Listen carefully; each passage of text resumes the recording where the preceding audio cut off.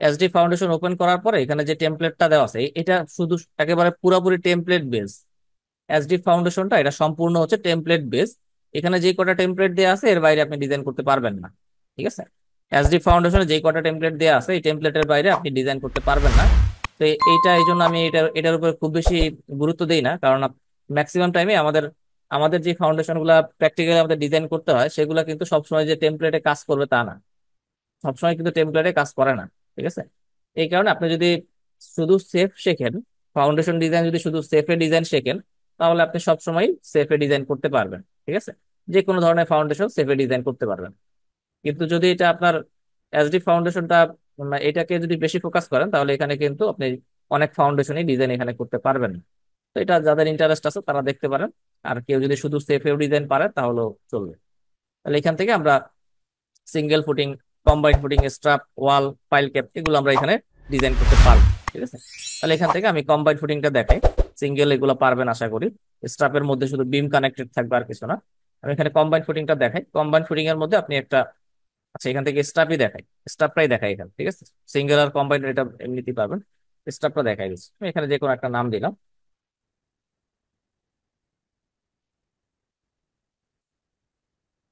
নাম দেওয়ার পরে যে আপনি যে নামটা দিচ্ছেন সেই নামটা ধরে এটা ওপেন করবেন।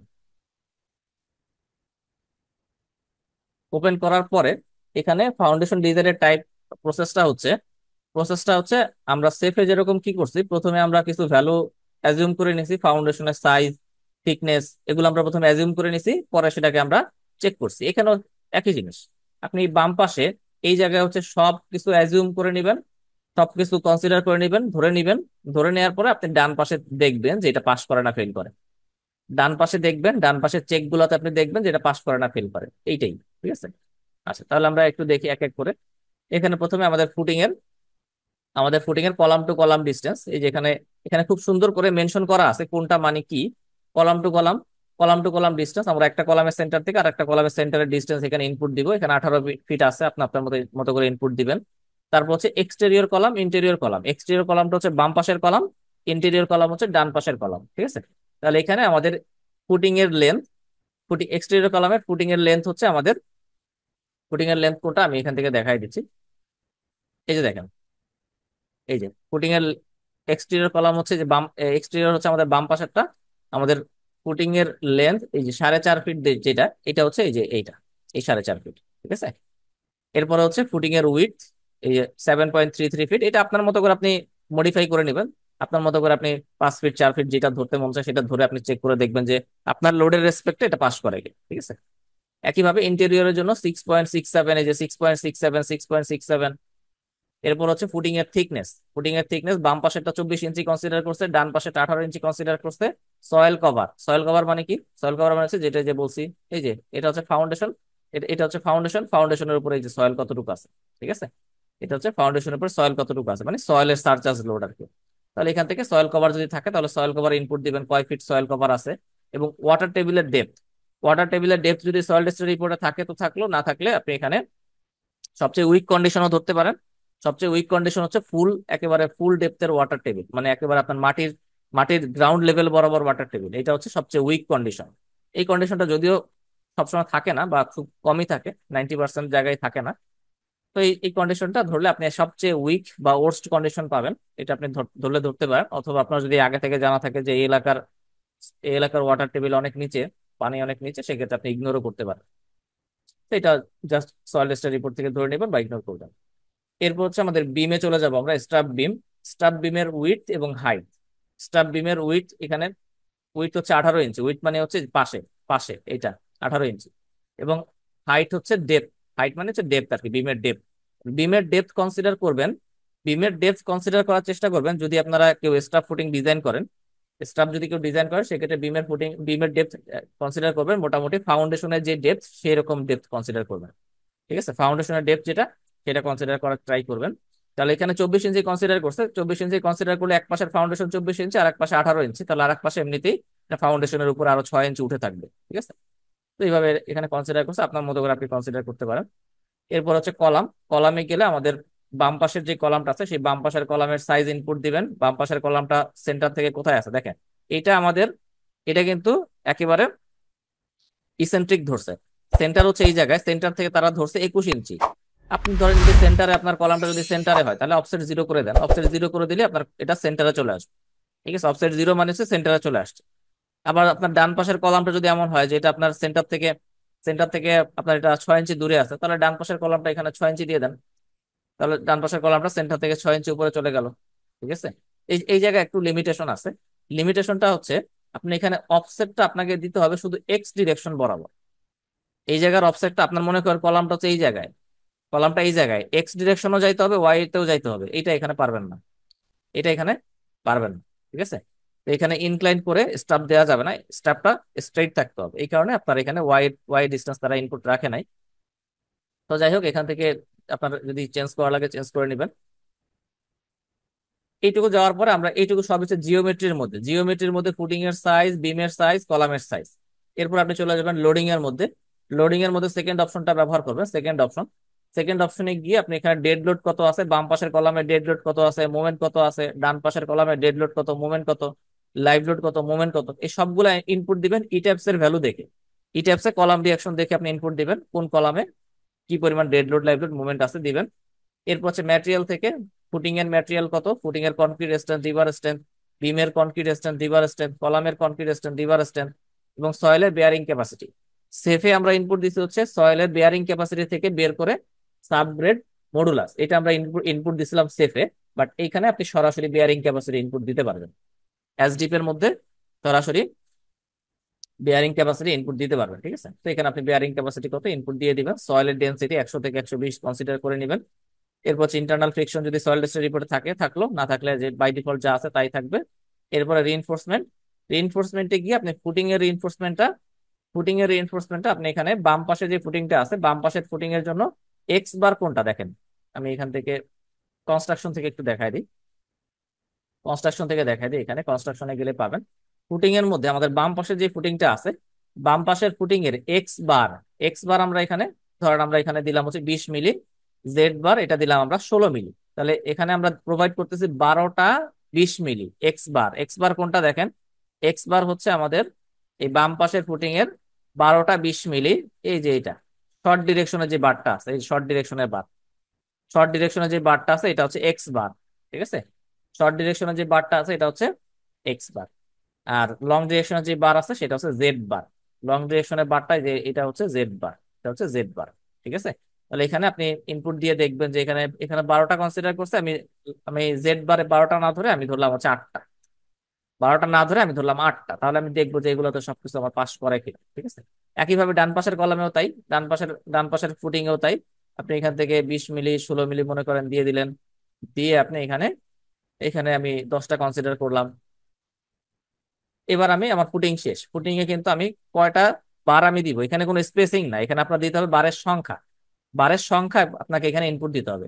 এর আগে কিন্তু আমরা ক্যালকুলেশন করছি স্পেসিং, বাট এখানে স্পেসিং না, এখানে বারের সংখ্যা ইনপুট দিতে হবে। আপনি 20 মিলি বার দিতেছেন কয়টা, 12টা, 20 মিলি বার দিতেছেন 12টা, অর্থাৎ আপনার এখানে ফুটিং এর লেন্থ হচ্ছে 7 ফিট, 7 ফিট 4 ইঞ্চি, 7.33, 7 ফিট 4 ইঞ্চি আপনার ফুটিং।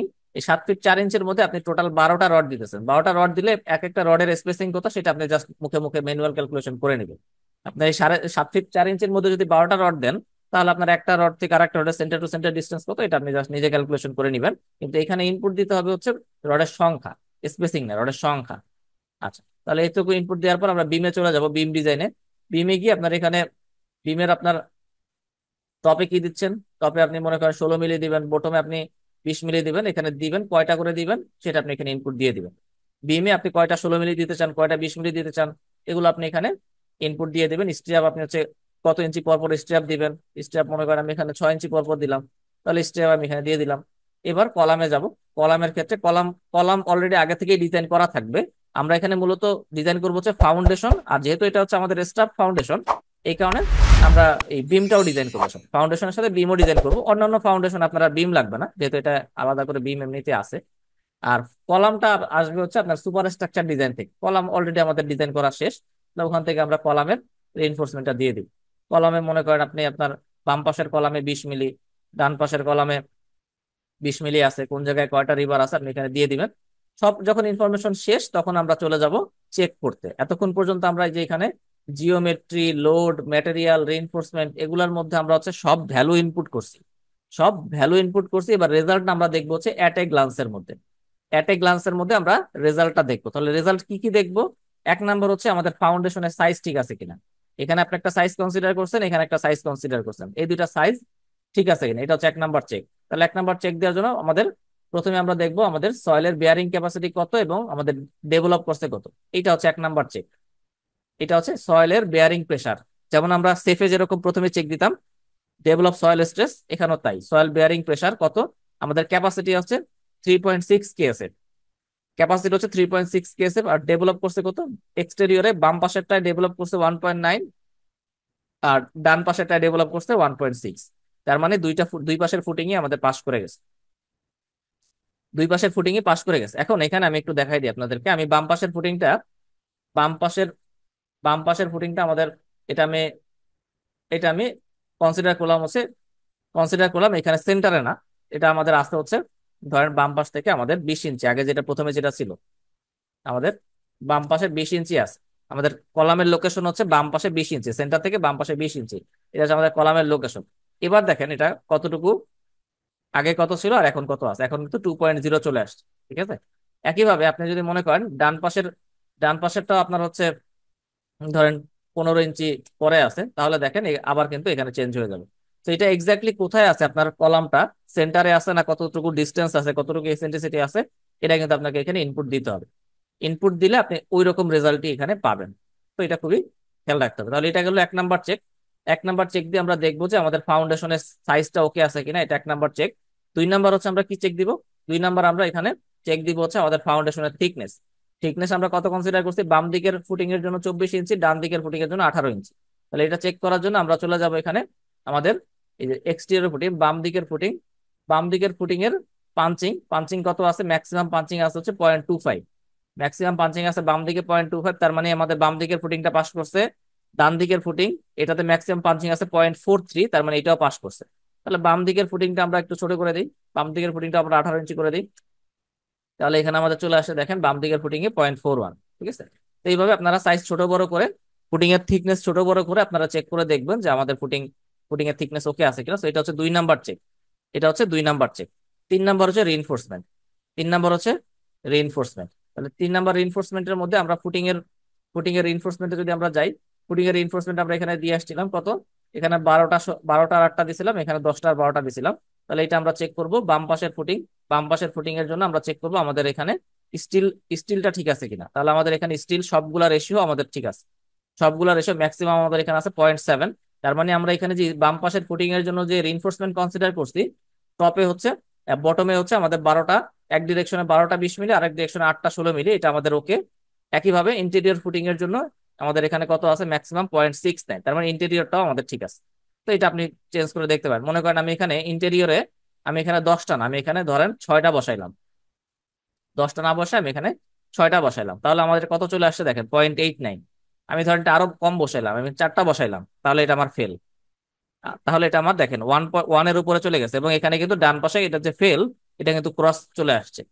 ঠিক আছে, তো এইভাবে আপনি কি করবেন, আপনি এখানে জাস্ট ট্রায়াল দিয়ে দিয়ে দেখবেন যে কি পরিমাণ রিইনফোর্সমেন্ট কনসিডার করলে, থিকনেস কনসিডার করলে আমাদের এটা পাস করে। এখন আমরা বিমটা চেক করবো, স্টাফ বিমে আমরা কি পরিমাণ রিইনফোর্সমেন্ট দিছি, বিমের সাইজ আমরা কত ধরছি, এই সব কিছু আপনি এখানে দেখতে পাবেন। ঠিক আছে, তাহলে এখানে প্রথমে আমরা এখানে আমরা এক এক করে দেখবো যে আমাদের রিইনফোর্সমেন্টের কি অবস্থা। রিইনফোর্সমেন্ট রেশিওতে আমাদের বিমের রিইনফোর্সমেন্ট রেশিওতে এটা পাস করছে, তারপর টপ বার বটম বার সবগুলাতে আমাদের এটা পাস করে গেছে। ঠিক আছে, তাহলে বিমের যে সাইজ আমরা কনসিডার করছি এবং বিমের যে রিইনফোর্সমেন্ট কনসিডার করছি, সবগুলো আমাদের এখানে পাস করছে। যদি আপনার সাইজে ফেল করতো বা রিইনফোর্সমেন্টে ফেল করতো, সেক্ষেত্রে সেটা আপনি এখানে দেখতে পাবেন। তো এখান থেকে ট্রায়াল দিয়ে দিয়ে প্রত্যেকটা ভ্যালু আপনি ট্রায়াল দিয়ে দিয়ে, এখান থেকে সাইজ, এখান থেকে থিকনেস, রিইনফোর্সমেন্ট, বিমের জন্য থিকনেস, রিইনফোর্সমেন্ট, এগুলো ট্রায়াল দিয়ে দিয়ে আপনাকে একেবারে ইকোনমিক একটা ডিজাইন এখান থেকে বের করতে হবে। তো এটা এসডিপি এর ডিজাইন প্রসেসটা আমি একটা দেখায় দিলাম, আমি আর দেখাবো না এসডিপ। এখানে আপনি যেই যেই কয়টা টেমপ্লেট আছে সবগুলোতে একই রকম, অর্থাৎ বাম পাশে আপনি এখানে ইনপুট দিবেন ভ্যালু, ডান পাশে আপনি হচ্ছে এক এক করে চেক করবেন যে পাস করতেছে না ফেল করতে। ঠিক আছে, যদি টেমপ্লেটের সাথে আপনার মিলে যায় তাহলে মিলে গেল, আর যদি টেমপ্লেটে না মিলে তাহলে আর এসডিপি এ কাজ করা যাবে না। তো আমাদের এই পর্যন্ত কারো জিজ্ঞাসা আছে? আমাদের হাতে 5-7 মিনিট সময় আছে, বলেন। ভাই ভাইয়া লোড আমার একটা কম্বিনেশন। বুঝি নাই, কি বলেন আর একবার। ভাই লোড কম্বিনেশন কি এখানে অটো নিবে? লোড হ্যাঁ, কম্বিনেশন এখানে এখানে লোড কম্বিনেশন অটো নিবে। এটা হচ্ছে যে ডিজাইনে গেলে, আমরা যদি কম্বিনেশনে যাই, ডিজাইনে গেলে কম্বিনেশনে গেলে এখান থেকে আপনি হচ্ছে যে বাই ডিফল্ট ওরা ASC710 এখানে দেয়া আছে, ASC710 16 দেয়া আছে, এএসসির লেটেস্ট কোড দেয়া আছে। আপনি যদি অন্য কোনো কোডে দিতে চান সেক্ষেত্রে এখান থেকে যে 705 এটা দিতে পারেন, বা ইউজার ডিফাইন যদি আপনি নিজে ডিফাইন করে দিতে চান সেটাও দেয়া যায়, নিজে ডিফাইন করে দিতে চাইলে সেটাও দেওয়া যায়। অথবা ASC705 710 16 এগুলা বাই ডিফল্ট দেয়া আছে। তো বাই ডিফল্ট যেটা দেয়া আছে ওইটা ধরেই সে এখানে কনসিডার করে।